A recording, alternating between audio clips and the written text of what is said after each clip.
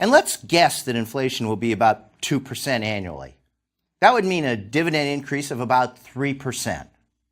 If we're right, then next year's dividend will be $1.61.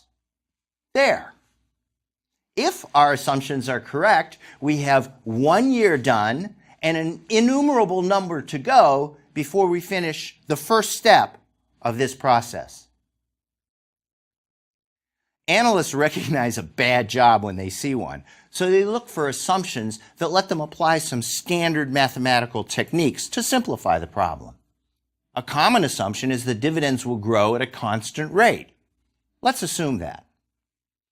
We still need a way to handle the second step, which is estimating how much those dividends are worth today. That's at least as hard to do as estimating the dividends themselves. Analysts attack this through the process of discounting. That involves an algebraic transformation of the terminal value equation we learned in Lecture 6. I'll refresh your memory.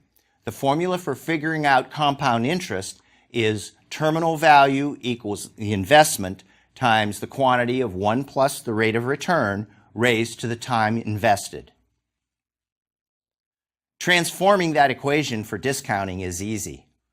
What's hard is finding the interest rate to use for discounting. Analysts have lots of different ways to do this. Most add a risk premium to the rate on government securities. Let's do that. The rate on government bonds on July 11, 2013 was about 2.5%. How much should we add for the risk premium? Pablo Fernandez of the University of Navarra reviewed 150 textbooks on corporate finance and found a range from about 3% to 10%. Most were about 6%. So let's use that. That gives us a discount rate of 2.5% plus 6%, or 8.5%. We've made 3 huge assumptions already. We've assumed a dividend growth rate and a discount rate, and we've also assumed that the discount rate would be constant. If you're comfortable with those assumptions, though, the calculation just became trivial because mathematicians have shown us how to collapse this into a simple expression you can solve on any calculator. If you want the formula, just do a web search for dividend growth model. In this case, the answer turns out to be $29.21. That's about $14 or $15 less than Lowe's price on July 11, 2013. If we're right, then we should sell Lowe's before the market notices its mistake. If you're not comfortable with this whole process and with those assumptions, then that's great. You should be uncomfortable. We didn't quite pull those numbers out of thin air, but we definitely have to realize that our estimate is just an estimate and small changes can matter a lot. For example, if dividends grow at 5% instead of the 3% that we assumed, then our estimate of Lowe's stock price jumps to $46.80 and we should buy Lowe's at $45.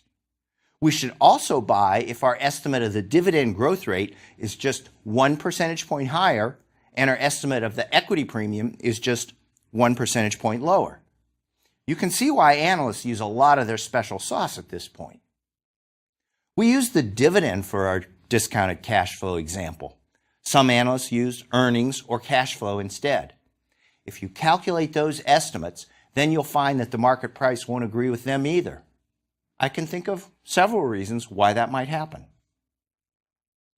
First, the market price may be too high or too low to make the stock a fair investment.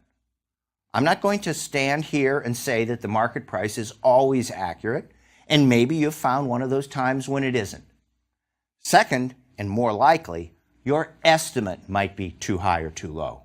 Why might that be? We've seen one answer. The assumptions that underlie the estimates might be wrong. Another reason could be that you're working with old information. On January 15th, you'll be lucky if you have financial statements from December 31st. And even if you do, then a lot can have happened in those 2 weeks. The underlying math and economic theory says that we could have used earnings or cash flow and gotten much the same estimate as we did with dividends.